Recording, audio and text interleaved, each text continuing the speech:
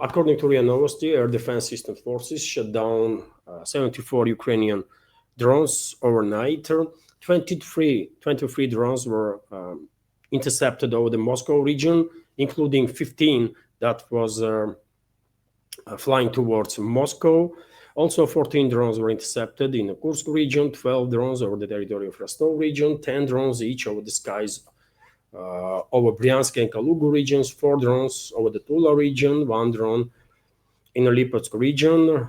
Unfortunately, yet again, quite a vast geography of this attempted strike deep into Russian territory by Western-backed terrorist regime of Zelensky and its NATO allies. Many of you probably did notice that almost every single day for the last 5-7 days at least, if not more, we are receiving reports about attempts by Kyiv regime and its Western allies to strike towards Moscow, and the number of drones increasing regularly. I connected initially this increased activity of our enemies in their attempt to strike capital to conversation that Trump had in the beginning of July with Zelensky, when allegedly, according to Western media, Trump was exercising topic of strikes on Moscow and St. Petersburg, and basically that's what we are observing. St. Petersburg is a much more difficult, technically speaking, target for the regime, and they are more focused on Moscow. And my reading on the big picture is that probably in coming days we will see ever more drones being launched towards Russian capital. I think this is due to preparation by NATO member states that are directly engaged in this proxy war against Russia, namely US, UK, France, and potentially Germany, to launch large-scale missile, combined drone and missile strikes in the direction of Moscow and potentially St. Petersburg after this so-called 50-day ultimatum of Trump that he issued towards Russia will expire. And I guess hostile forces want to overwhelm sort of Russian air defense systems. So therefore, I guess in upcoming days, we will see more and more drones probably being launched towards Moscow and being destroyed by Russian air defense systems. Let's see, this is my understanding of the situation. Of course, we will find out soon if my reading of the big picture is correct. Meanwhile, dear friends, of course, Russian armed forces monitoring the situation, and they're also increasing strikes on enemy forces, on military and logistical infrastructure of the Kyiv regime. And this morning, I shared this post on my Twitter, X, and Telegram channels that, according to several sources, last night Russian armed forces carried out long-range precision strikes on the military and logistical infrastructure of the Western-backed terrorist regime of Zelensky in Kharkov, Dnipropetrovsk, Odessa, Kiev, Ivano-Frankivsk, and number of other directions. On your screen, you can see this top picture, which is depicts Kiev. This morning, several areas were targeted, including facilities that were used by Kyiv regime for military purposes. It's a daily routine nowadays when Russian armed forces targeting not just the points of concentration of military forces of the Kyiv regime or the logistical lines, but also facilities in the military-industrial complex that are engaged in either repair work for military equipment of the Kyiv regime, or are engaged in building or assembling drones, for example, and some details for their drones. And therefore, I guess it does make all the sense that allegedly, it's unconfirmed information yet, but allegedly, last night, Russian armed forces targeted a radio factory in Kiev that was most likely engaged in building some equipment for the drones that Kyiv regime is launching with assistance of NATO to strike deep into Russian territory. I guess Trump will wake up in a couple of hours' time. Melania will say to him that, well, Russians targeted Kiev again or some other city, and probably Trump will go on his Truth Social on some posting spree, threatening Russia with God knows what, or maybe his administration, his press service will call in journalists in the White House so that Trump will have opportunity to make some additional threats towards Russia. Let's see if my reading of the behavior of the White House inhabitants are correct. Then in a couple of hours' time, I will share information about new Trump's threats towards the Russia. Meanwhile, dear friends, we have TASS news agency's report that Russian armed forces liberated Belaya Gora settlement in a DPR. This is, I believe, in Konstantinovka direction, in between Pokrovsk Mirnograd and Konstantinovka direction. So this is Belaya Gora. No, actually on the eastern side of Konstantinovka. And if you take a look at the map, dear friends, Russian troops are getting closer and closer to this strategically important town at this moment in the zone of special military operation. Russian troops are advancing towards Konstantinovka from south, southwestern, eastern, and northern eastern sides. Some might even argue that southern eastern flank of Konstantinovka is already been is in operational encirclement, and Russian troops advancing, by the way, all along the front line. I just mentioned Pokrovsk Mirnograd. If you take a look at the map, by the way, Pokrovsk Mirnograd agglomeration is already in operational encirclement. I mean, map is quite telling, isn't it?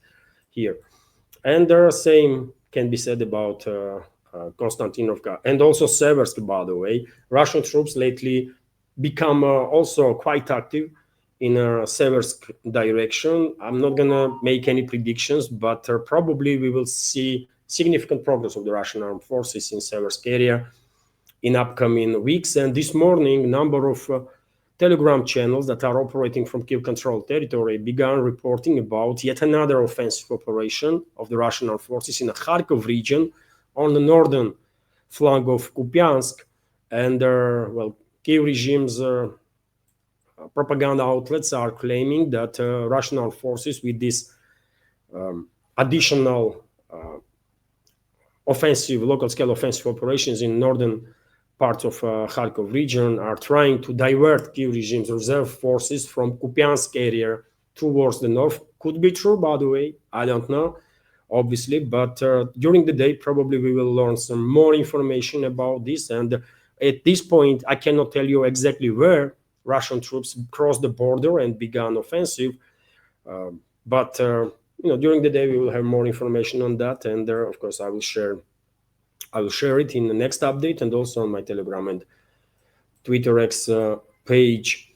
Let's continue with this report that I mentioned yesterday too, that even big names in the Western media outlets, by the way, like New York Times, is at this point, for whatever reason, but are unable to push any longer this false narrative that was generated in the West, that there is a stalemate on a line of contact. And they New York Times come up with an article claiming that, Russian forces liberated the record territories in Ukraine in June. Record for entire 2025, which is quite telling, isn't it? It is a factual, by the way, but what is interesting and kind of surprised that New York Times is writing about it, right? Usually Western media outlets are pushing this false narrative that it's a stalemate, nothing is happening, nothing to see there, while in reality, members of our community and communities on other channels and alternative media know perfectly well that literally on daily basis, me and many others are reporting about more and more settlements being liberated by Russian forces on line of contact, and further and further positions of the Russian armed forces being improved, right? We are now expecting breakthroughs, by the way, in Sumy region, in the Kharkov region, in DPR. in Zaporozhye region, right, where Kamenskoye was liberated just a couple of days ago completely, isn't it? And allegedly, there are some preparations also to maybe launch a significant sectoral scale offensive operation in Kherson region too, which will mean crossing of the Dnieper River. Although this is all speculations, by the way, right? Because Russian troops are in a position to launch any scale of offensive operation literally on any sectors of the front line. And it is anybody's guess now where exactly Russian troops gonna make a next move. TASS news agency is also reporting that,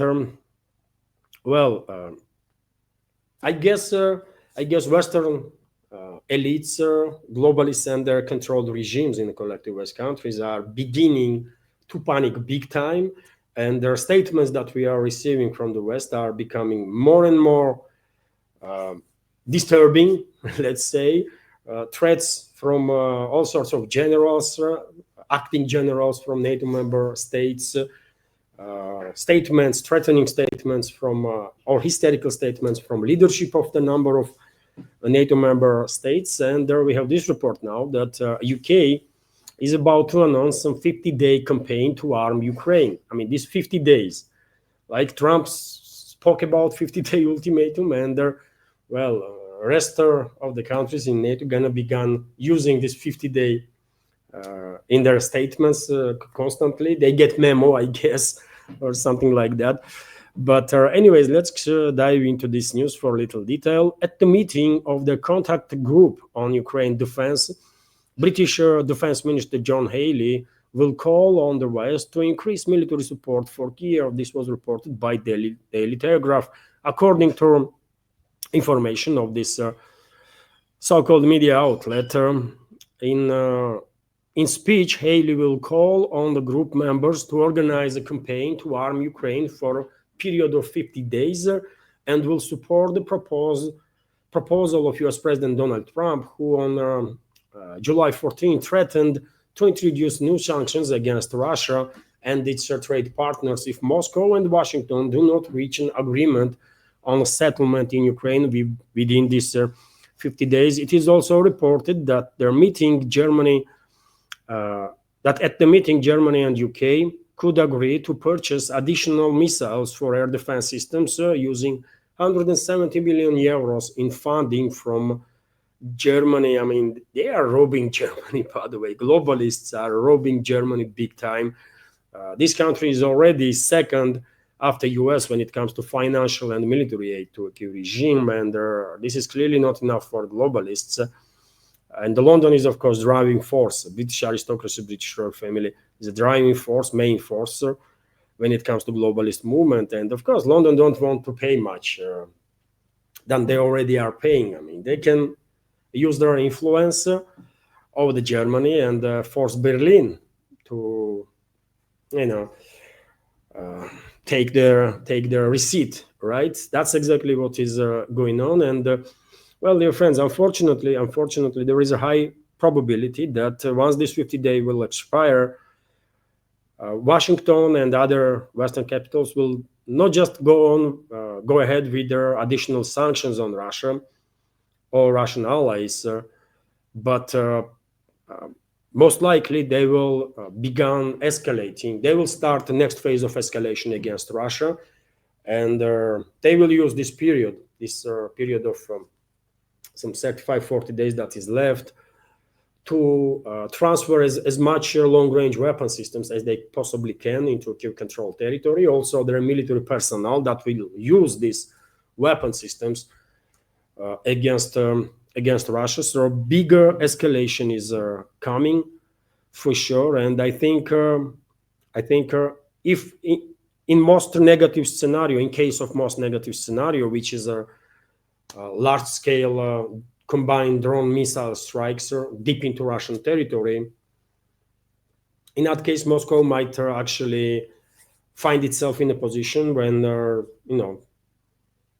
restraint policy will be set aside, and Russian militaries will receive authorization to actually take strong action against military facilities, military personnel of the hostile states that are directly engaged in this proxy war against Russia. And if so, then this Russian action is going to be on such a scale that well, I guess globalists and their puppets in the governments of European states will realize that further escalation will certainly mean their demise, right? So I guess after that we probably will see the escalation.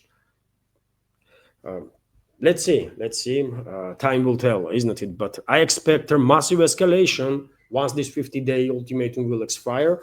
I expect a very strong Russian response, after which we might even see for a short time direct exchange of strikes between NATO countries and Russia. But eventually, globalists will back down, because they love to live, right? They just love to live, by the way. Once they will realize that their lives are on the line, they will back down. Until then, they would not, right? Because they are risking lives of other people. But once their lives will end up on the line, well, that will change their calculus for sure, and we will see through the escalation, and there may be even end of military phase of the confrontation during either spring or maybe before end of this year. I understand the chances that this conflict, military phase of the conflict, will end this year is very slim, but still there is such a possibility, right? So let's see what kind of statements will be made by British leadership or by leadership of other countries while during their upcoming meeting. But Moscow is ready, by the way. Moscow is ready. I have no doubts about it. And as I already mentioned, dear friends, these crazy statements that we are hearing from Western politicians, public figures, even acting generals, by the way, in my personal opinion, is a clearly indicator that they are panicking. They are panicking big time, right? I just remind you that latest one in this spree of crazy statements from the West was, or one of the latest one was Major General of German Armed Forces, Christian Freuding, who proposed striking Russian airfields and infrastructure in order to support Ukraine. He spoke about it on Bundeswehr's YouTube channel, so this is official.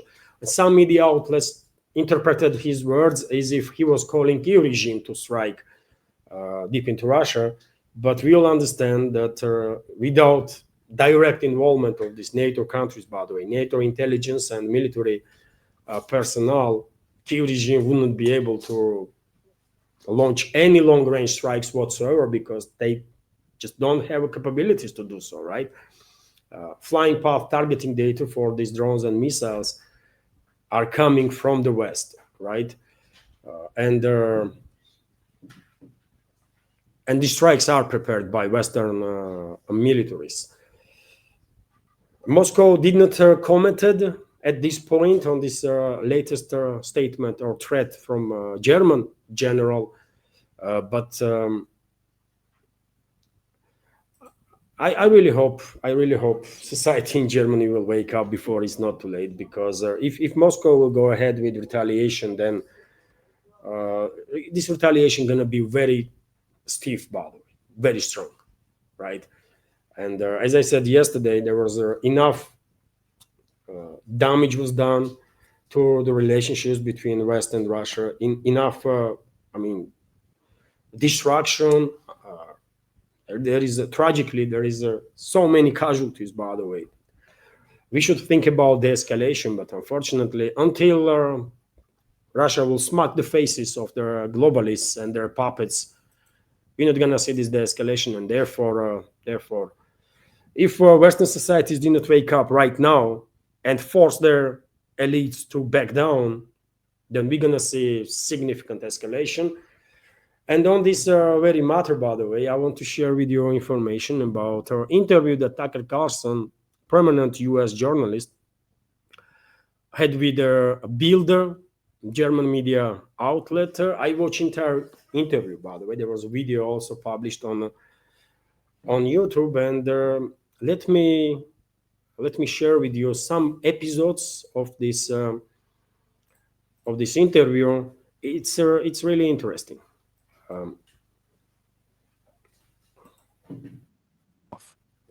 But in some basic way, they won, and we have to acknowledge that. And it's really hard for I'm not in favor of Russia winning anything. I'm American. I want to win, but that you can't lie to yourself.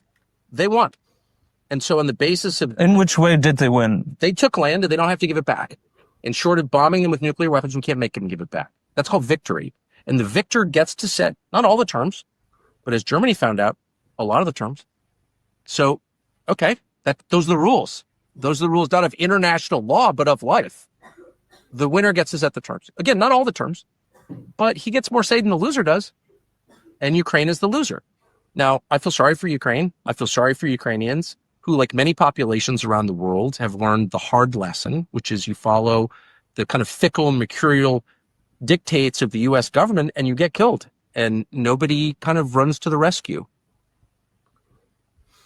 There is another short video, by the way. Difficult. That's why it's so rare. But when the option is nuclear war, it's worth doing.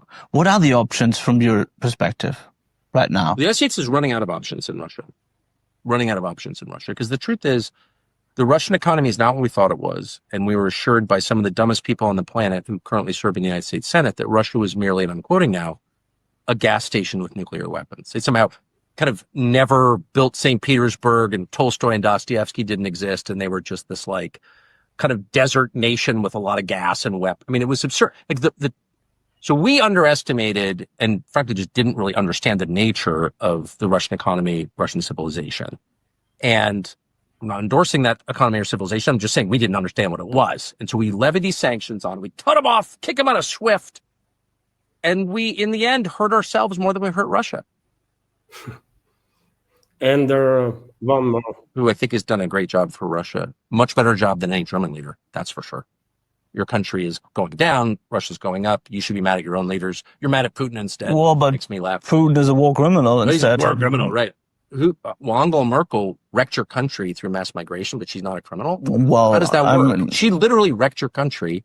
It will not recover in your lifetime or mine. But she's cool because why? I didn't say she's cool, but I mean, she's a criminal. But you can't. She's a criminal. She let millions of people into your country. I would say and it hasn't worked. So whatever. Yeah. So, dear friends, I really recommend to watch the video of this interview because Tucker Carlson was spot on many occasions. By the way, he actually did quite well in this during this interview, and in these short clips, by the way, you can see also how delusional or propagandized even Western so-called journalists are. In this particular case, this is a deputy of their editor-in-chief of BILD that is interviewing Tucker Carlson, and Carlson was making mockery of their conversation. He's mocking this person that was acting really like demonstrating that truth is not something that he is interested in, right? When Tucker Carlson told her, you know what, you are mad at Putin, but Putin is doing a great job for Russia while your country is going down, and somehow you are mad still at Putin, not at your leadership, right? It's a great point, isn't it? I mean, if you make a list of priorities of German people that they truly actually care, I don't think Putin will come up in the first 50 topics. I really don't, man. Right? If you ask me to do some list of priorities, I will go through many topics that I want to be improved, but I definitely would not put in that list in top 50. I don't know, man, American leadership or European leadership, right? Because, but nevertheless, this interview is a clear demonstration how propagandized these so-called journalists themselves are. Nothing to be said about public, right? And also this perception that was created, this false narrative that was created in the West, that Russia is a gas station and has nothing, and we can deal with it. You just cut off energy exports and that's about it. This is so stupid, isn't it? This is so stupid, by the way. I said so many times, I shared information that oil and gas revenues in Russian budget, by the way, accounts for 25%, about 25%, right? So if Russia stops exporting all of its oil and gas, all of it, literally all of it, right, which will destroy world economy, by the way. But as a soft thought experiment, if Russia will stop exporting all of its gas and oil, it's only about 25%, right? Probably less than budget will lose in its revenues, right? Can Russia compensate for that? Yes, Russia can. One should keep in mind that after all, Russian safety cushion when it comes to different funds that are accumulating significant funds is about $1 trillion, by the way. It's about $1 trillion, which is, very few countries in this world have such safety cushion, right? Such reserves, and Russia does. And yet again, dear friends, a very interesting interview, very funny interview. Tucker Carlson. You may like him or not, by the way. I'm seeing right now some comments about Tucker Carlson, his personality, but it's not about him. It's about truth, right? And even though Tucker Carlson himself is acknowledging that he don't really knows much about Russia, right, Russian history, and he don't really know much about Russia when it comes to modern days, right? His knowledge is very limited, but nevertheless, by the way, there is a logic, isn't it? Logical thinking. And he beat the crap out of this German journalist, by the way, from BILD. And Tucker Carlson himself, he's proud to be of German descent, right? He is, he has Germanic roots. And he is actually, emotionally engaged. He was very upset when he was talking about Germany and what has been done to German society and all kind of stuff. So interesting interview. I definitely recommend. But I wanted to share with you these short videos to highlight this level of deception that West is engaged in, and also level of panic. I see it as a panic when German or Western propaganda outlets are trying to blackmail or try to label everybody that they don't like, everybody that shares alternative viewpoints, right? And this was a clearly attempt to, do some hit interview on Tucker Carlson, and it backfired, in my personal opinion. And more people will watch this interview, more people will realize that they've been freaking lied by their Western so-called media, right? So good stuff there, good stuff. I was impressed by Tucker Carlson. Really, it was a 2-hour-long interview, by the way, and I watched it on ease. It was fun to watch. Right, and let me continue now with some more news, dear friends. Interfax is reporting that Ukraine proposed, even though collective West globalists are not yet ready to truly de-escalate, they only talk about this, but they are not yet ready to de-escalate. Only reason why they mentioning ceasefire constantly is to give some break to their proxy Kyiv regime and their Kyiv regime's forces. That's about it, right? But nevertheless, there is a Istanbul process, isn't it? In the way that was somewhat initiated by Washington, and they're gonna follow through this process that they have initiated, right? So therefore, probably Washington was putting some pressure on Kyiv regime to continue this process in Istanbul. And yesterday, I reported that Ukraine has proposed that meeting with the Russian side, direct talks will take place this week, and Western media, for example, Independent, is reporting today that Russia-Ukraine talks in Istanbul might take place on July 23rd or 24th. So let's see, by the way, previous two rounds of the talks between Kiev regime and Russian delegation was, I will say, partially successful, because there was some agreements reached in humanitarian field, and there was a POW exchange. The Russian side also transferred to Kiev regime thousands and thousands of bodies of killed Ukrainian military personnel. Russian side received